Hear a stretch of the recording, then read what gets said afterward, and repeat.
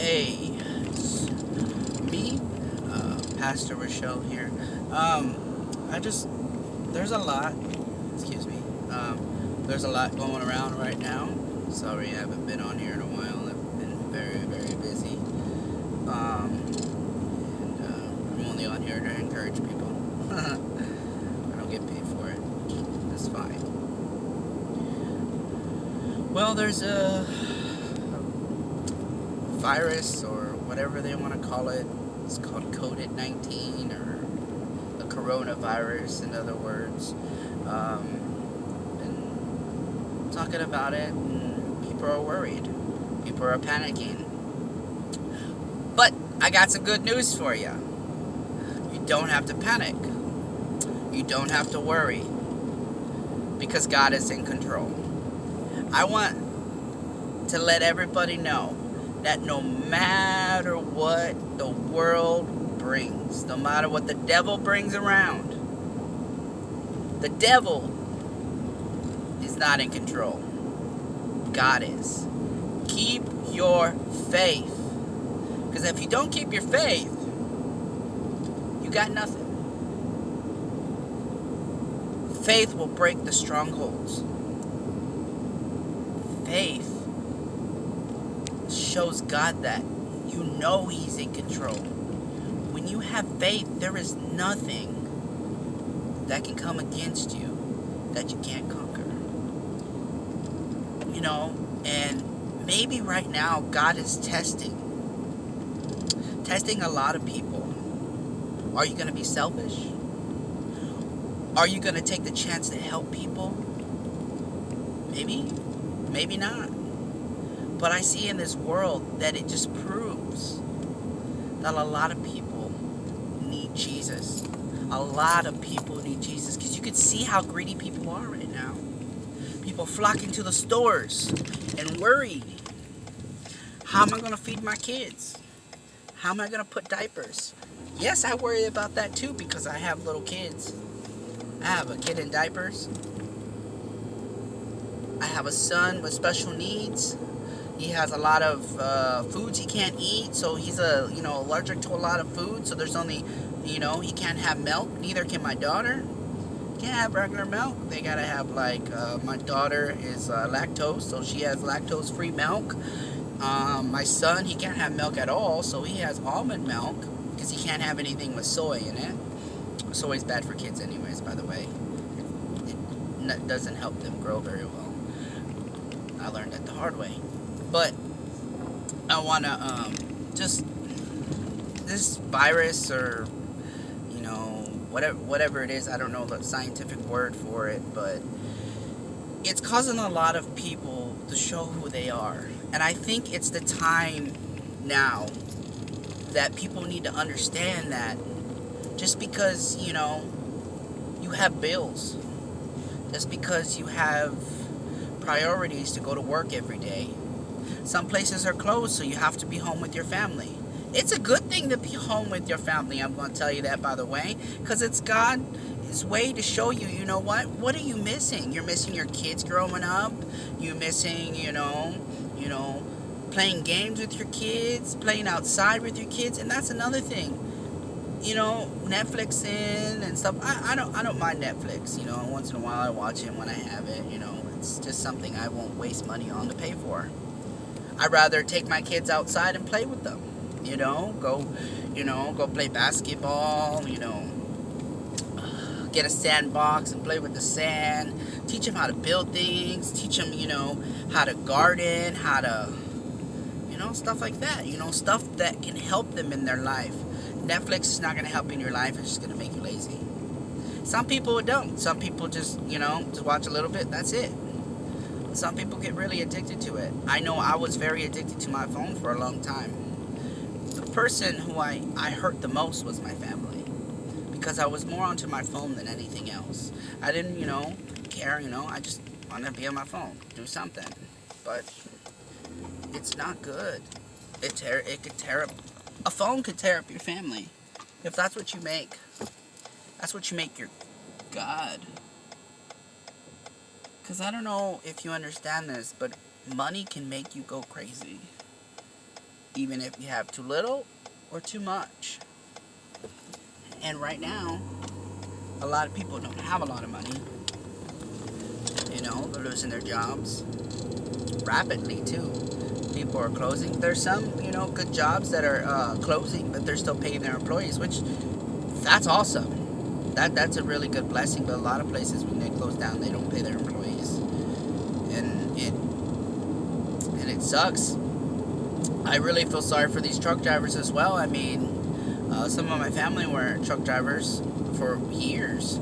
If they had to deal with this stuff, then they wouldn't be able to eat unless they're going to eat junk food. You can't go to the drive-thru with an 18-wheeler. You can't do that. But what I'm saying is, what I'm trying to get at is this disease or virus or whatever it is. I'm not exactly sure. I just know it's contagious, obviously. Don't panic. Relax. If you're home, have a Bible study with your family. If you lost your job, have a Bible study and pray. God, I know that you're in control. I know that this is going to be over, and I know I'm going to have a job when this is over. Have the faith. Don't worry. You know, it's so easy to worry. It's so easy to be frustrated. It's so easy to be angry at people, at God. Well, where was he when my grandma died? He was there. It was just, you know, she's healed. Not the healing I want her to be. She's healed. He's up there in heaven. Happy as can be, no worries to worry about. And we got here on earth, and people are panicking. I just want to encourage people so much just to keep your faith. Keep your eyes on God. Remember, He's a chain breaker. He is the Almighty. He created the heavens and the earth. He conquered death. So why are you panicking? There's not enough people right now that have enough faith. That is what God is trying to tell people right now. At this very moment, when this stuff is going around, this contagious stuff is going around, God is trying to tell you, have faith. He is testing people right now to see how strong your faith is right now. Right now, my employer, we're still working. They don't have any plans to shut down. It's awesome, but not everybody's that lucky. I work a lot of hours. I'm a lucky person. I am very blessed. Not really lucky, I'm blessed. And I keep my faith because that's the only thing that I can rely on that will always be there is my God. One day my kids will move out. One day my wife will pass away. One day my kids will leave me. One day my dog's gonna pass away. Who will always be there for you when times fail, when things don't go your way? God is always there next to you. And I have to encourage you that in this difficult time, God is saying, keep your faith. Because if you don't, you're gonna panic. You're gonna lose your mind. You're gonna, I don't know, man. It is hard to keep your faith. I am telling you that from experience, because sometimes I have the problem too. But this is not just for me to know. This is for everybody to know that you gotta keep your faith, because that's what God is trying to say. Show your faith. We are called as disciples of God. If you are saved, you're a disciple from God. You are an heir from God. So right now, you got to keep your faith. You got to have strong faith. And you got to lay your hands on the sick. When they are sick, you don't fear the sickness, because God will protect you. You don't fear it. You lay hands on those people and you heal them by the name of Jesus. You can't heal them. But the power within you, when you were saved, that power is Jesus. And that will heal somebody. But you gotta have faith to do that. If you don't have enough faith, don't do it. If you're like, you know what, I'm going to do it, but I don't know if I'm going to get this disease. No. That's not the way you think. You think, you know what? God is the creator of this heaven and the earth. He created me. He created everything. And He's going to destroy anything that will come against me. If it's a virus, if it's a person, if it's a company, if it's a disease in my body, God will conquer it because He created all. Even though this virus might have been created by somebody, God can defeat it. But you gotta keep your faith. And I have to encourage you, please keep your faith. I got your back. I'll be praying for this country, praying for this world, praying for my enemies, praying for companies that want to hurt me, people that want to go against me. I'll pray for your blessing. You are called to pray for your enemies, pray for your leaders, that they might get the knowledge they need to conquer this disease. But you gotta keep your faith. Don't panic. I know it's easier to panic than it is to have faith, but that is how it works. God will destroy this. God will let it pass. If you get it and you pass, you will be in paradise. If you are saved. I encourage you now. God is saying, if you are not saved, by the grace of God, ask Him in your life. Ask Him to come into you and for Him to be your Savior if you're not saved. Then happens. You will be in the glory. You will be in heaven with Jesus. But I want to encourage you. Keep the faith. Keep praying. Keep praying for those who are sick. Keep praying for people in charge so they might have the knowledge. The scientists who might get the knowledge they need to conquer this, because God has the answer. You just gotta listen.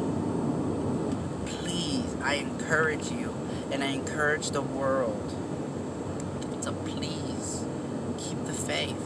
Relax. God is in control. Just remember what I always say. Love people. People are not perfect. I'm never perfect, and I never will be. Jesus was the only perfect person that ever lived on this planet. So please, keep the faith. Love people. Hate the sin. Be kind to one another. And cherish right now what you have. If you don't have family right now, you do. Ask God in your life and you'll have the best friend, the father you need. My father left me. He's not around. I can't ask him for advice. But I got a powerful father that can conquer anything and that can help me with anything. And his name is Jesus. And I rely on my Father because He will never let anything hurt me. Because He's my Father. He will protect me. He'll provide for me when I need it. God is listening. Pray. Pray for the sick. Lay hands on the sick. And see the power of God right now. And I pray for everyone that you understand that the faith, the power that you have will be everything you need. God bless everyone. Be safe. Keep your faith. Love y'all.